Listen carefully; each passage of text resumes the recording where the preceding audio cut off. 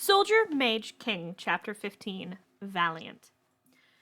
Merlin had nearly turned around and walked right back out of Camelot when she'd arrived to the public execution of a boy not much older than her, accused of sorcery. But she'd stuck around and somehow ended up not only Gaius's apprentice, but Prince Arthur's maidservant, despite the fact that the selfsame prince had tossed her in the dungeons the day before for being impudent. Gaius got her released with just an hour in the stocks, but things did not improve much over the next 2 weeks. Lady Morgana was kind, and Merlin was half convinced her maidservant Gwen was sent by the gods to help her. She'd been the one to give her the tour of the castle, though Merlin was still getting lost in the seemingly endless halls. Then the tournament came around. Arthur's poor squire had taken ill, and he had yet to replace his manservant, so it fell to Merlin to help him get ready for the fights. Knight Valiant gave Merlin the creeps. Sure, the face he put on for Uther was all smiles and charm, but she'd heard from a few of the other maids around the castle that he was harassing several of them, but that since he was a noble, there was little that could be done. Merlin went to Arthur about it, and he scoffed, though she caught him frowning when he turned away. She figured out the truth about him when she caught his shield moving, or rather the painted snakes moving. After going to Gaius, who advised her not to go to Arthur without solid proof, she lured one of the snakes out of Valiant's shield while he was busy on the training field and brought the head back to Gaius so he could cure the wounded knight, Evan. But it was too late. A second bite mark had appeared on Evan, speeding the poison already in him to his heart. Arthur was enraged when he discovered that they now had no evidence but the severed snake's head. He fired Merlin on the spot. Without the proof of Evan's testimony and Arthur's faith, the only thing Merlin could think was to summon the snakes when Valiant wasn't ready for them. She nearly cheered when she actually managed it, everyone else too wrapped up in the fight to notice the blatant use of magic until the snakes emerged from the shield. Valiant blanched. "I didn't summon you," he exclaimed, giving himself away as Uther shot to his feet.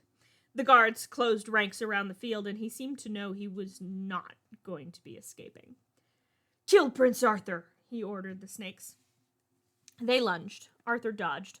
Morgana seized Uther's sword from his side and threw it to Arthur, who made quick work of the snakes and then the false knight. The crowd erupted in cheers. Merlin joined in, and Arthur sighed slightly, a small smile on his face as he looked around. Since Merlin had been fired as Arthur's maid, she had thought there would be no place for her at the feast. But Gaius brought her along, introducing her as his apprentice. She was at the back with the rest of the lower staff, squires, and apprentices when Arthur swept over to her.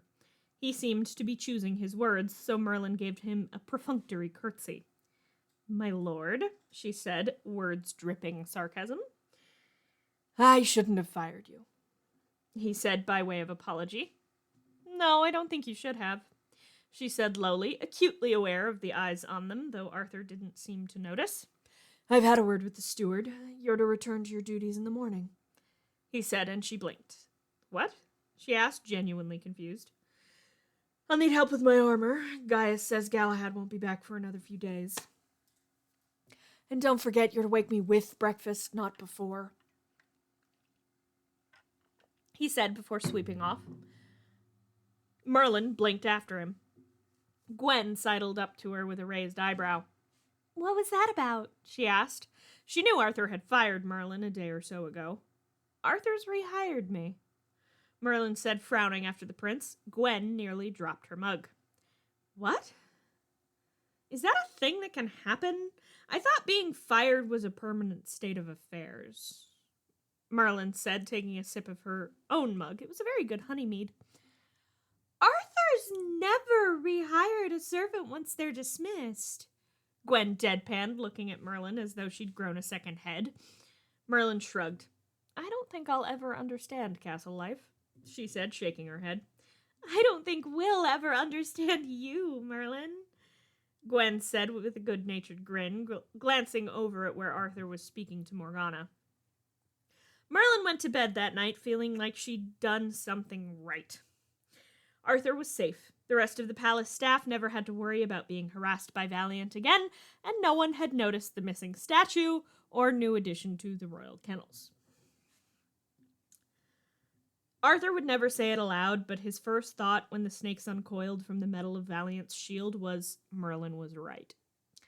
Then his battle instincts had taken over, and he'd slain the snakes and the false knight with the sword Morgana had tossed him. Looking around as the crowd cheered, he spotted Merlin, worry fading from her face to be replaced with excitement and joy as she joined in the cheering. She had been right all along, and he'd ignored her, believed her to be making things up, and fired her. Arthur would admit he felt bad, as Leon's squire Kay helped him with his armor, since he didn't currently have a servant or squire.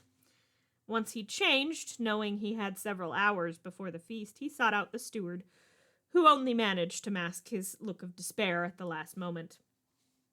"Sire, I haven't found a new manservant or maidservant for you yet. I may have a few prospects, but—" he began, and Arthur cut him off.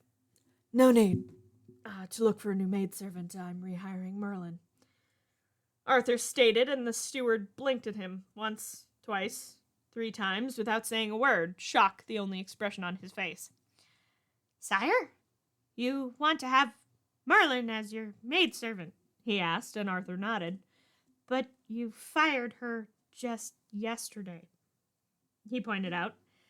"Yes, and now I've changed my mind. Is that going to be an issue?" he asked, adopting the voice his father often used with intransigent nobles. It had yet to work on Merlin, but it worked wonders on the steward now. "Of course not, sire.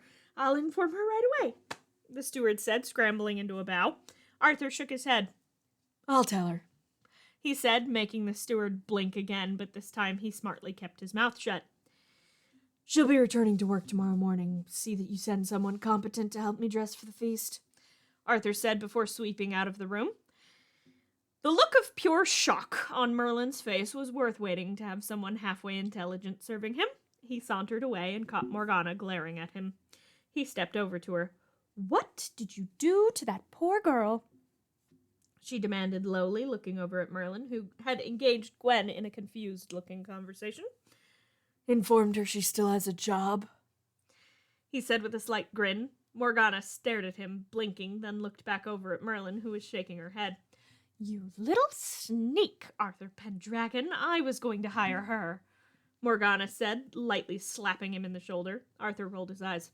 "Should have acted sooner, Morgana. Besides, for all my complaining, for someone who's never lived in a castle, she's not bad at what she does," Arthur grudgingly admitted. Morgana stared at him. "That is tantamount to a confession of devotion from you, Arthur," she teased, and he rolled his eyes. "It is not. I'm not that bad," he argued, and Morgana raised an eyebrow. "I'm not," Arthur insisted. Morgana's eyebrow climbed slightly higher. "Fine. I may have a less than perfect track record when it comes to keeping servants.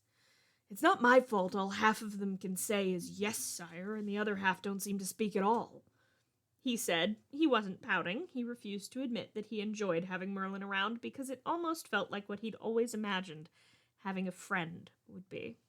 Morgana grinned. "I think she'll be good for you.